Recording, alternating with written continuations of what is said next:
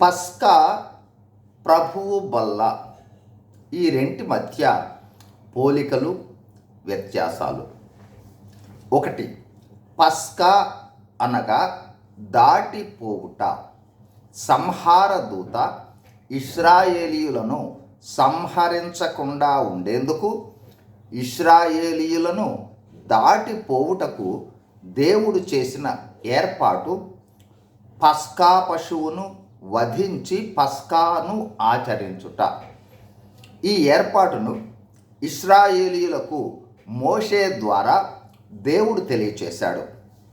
పస్కా పశువు వధించి ఆ పశువు యొక్క రక్తమును గడప కమ్మీలకు రాసిన ఫలితంగా ఇశ్రాయేలీయులు సంహరించబడకుండా తప్పించుకున్నారు. తరువాత ఐగుప్తు బానిసత్వం నుండి బయటకు వచ్చారు. పస్కా పండుగ ఏడాదికి ఒకసారి ఇశ్రాయేలీయులు ఆచరించాలనేది దేవుడు చేసిన కట్టడ. పస్కా పండుగ అనేది ఇశ్రాయేలీయులు ఐగుప్తు చెర నుండి భౌతిక విమోచనకు సూచన. 2, పస్కాను ఇశ్రాయేలీయుల సమాజము కుటుంబములుగా ఆచరించేవారు. అయితే యేసు ప్రభువారు శిలువ మీదకు శుభ శుక్రవారము వెళ్ళబోతూ గురువారము మేడగది మీద చివరి పస్కాను ఆచరించాడు. ఆ మేడగది మీద పస్కాకు ముగింపు పలుకుతూ శిష్యులకు ప్రభువు బల్లను లేదా ప్రభురాత్రి భోజన సంస్కారమును ఏర్పాటు చేశాడు. శుభ శుక్రవారము శిలువ మీద ప్రభువే పస్కా పశువుగా వధింపబడటం జరిగింది. ఈ ప్రభువు బల్ల సంఘముగా, దేవుని కుటుంబముగా ఆచరించటం జరుగుతుంది. దీనిని ఏర్పరిచినది యేసు ప్రభువే. యేసుక్రీస్తు ప్రభువు ద్వారా దేవుడు సమస్త మానవాళి పాప విమోచనను జ్ఞాపకం చేసుకుంటూ దీనిని ఆచరించుట జరుగుతుంది. 3, పస్కా అనేది ఇశ్రాయేలీయులకు నిర్గమం సమయంలో ఐగుప్తులో దేవుని చేత మోషే ద్వారా స్థాపించబడింది. నిర్గమకాండము 12వ అధ్యాయం. అయితే ప్రభువు బల్ల లేదా ప్రభురాత్రి భోజన సంస్కారము చివరి పస్కా భోజన సమయంలో యేసుక్రీస్తు చేత మేడగది మీద ప్రారంభించబడింది. మత్తయి సువార్త 26వ అధ్యాయము మరియు 1 కొరింథీ 11వ అధ్యాయం. 4, పస్కా అనేది పాత నిబంధనకు కట్టుబడి ఉన్నది. ప్రభువు బల్ల నూతన నిబంధనను ప్రారంభించి ముద్రిస్తుంది. 5, పస్కా భోజనమును అక్షరాల కాల్చిన నిర్దోషమైన గొర్రె లేదా మేక మాంసము, పులియని రొట్టెలు మరియు చేదు కూరలతో ఆచరించవలసి ఉంటుంది. అయితే ప్రభువు బలలో క్రీస్తు శరీరానికి సాదృశ్యంగా రొట్టెను మరియు క్రీస్తు రక్తమునకు సాదృశ్యంగా ద్రాక్షారసమును పుచ్చుకోవడం జరుగుతుంది. 6, విమోచన పరిధిని బట్టి చూస్తే ఫరో పాలనలో ఈజిప్టు నుండి, భౌగోళిక రాజకీయ బానిసత్వం నుండి, ఐగుప్తు దేశము నుండి భౌతికంగా లభించిన విమోచన పస్కా జ్ఞాపకం చేస్తుంది. ప్రభువు బల్ల పాప శక్తి మరియు పాప శిక్ష నుండి సార్వత్రికంగా మానవాళి అంతా పొందిన ఆధ్యాత్మిక లేదా ఆత్మీయ విమోచనను స్మరించుకుంటుంది.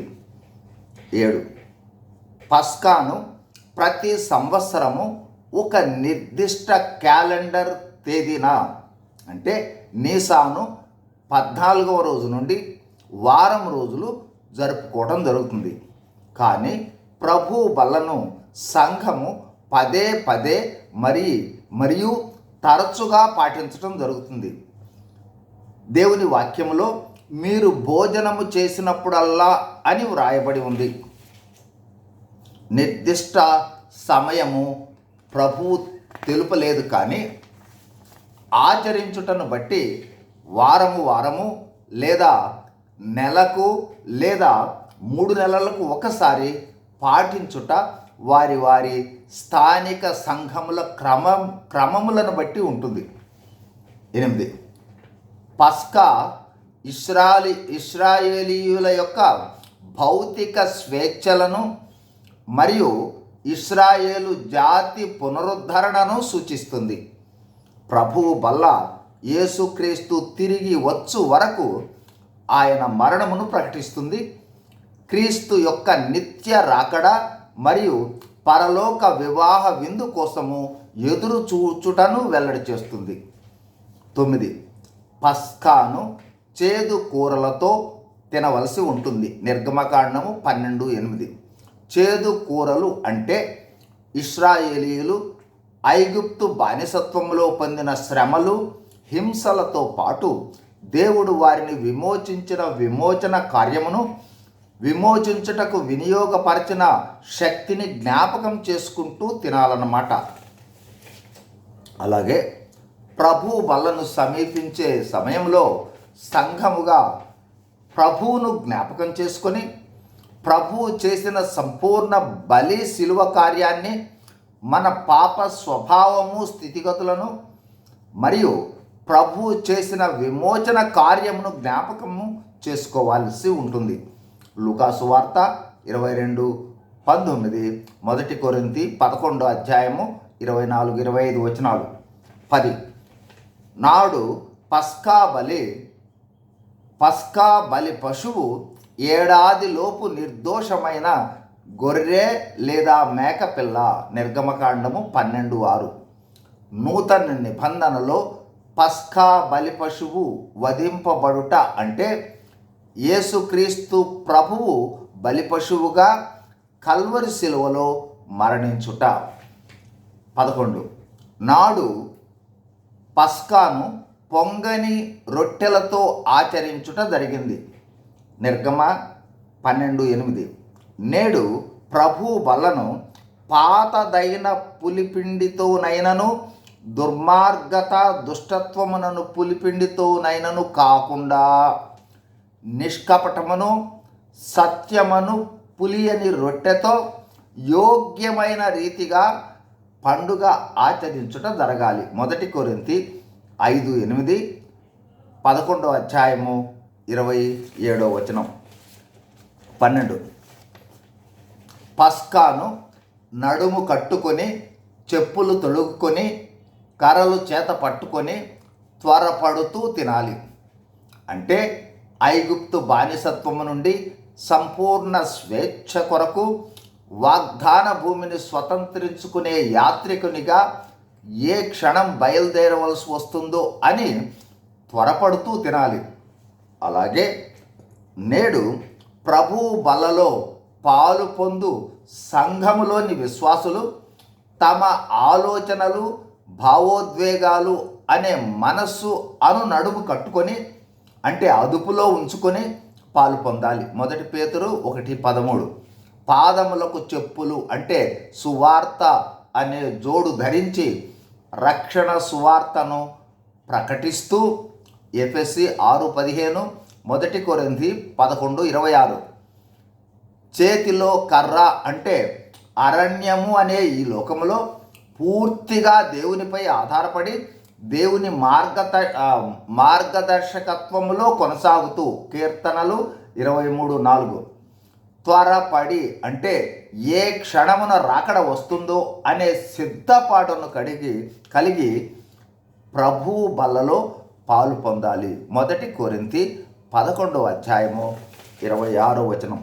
చివరిగా పస్కా అనేది కుటుంబము లేదా గృహము యూనిట్గా ఐగుప్తు బానిసత్వం నుండి విమోచించబడబోతున్నామనే గ్రహింపుతో త్వరపడి తినాలి.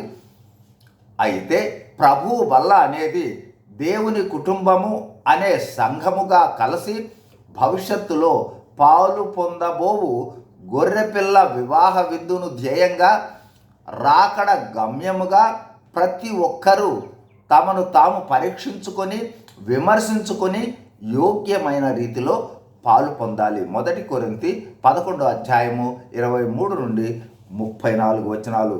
God bless you. Thank you.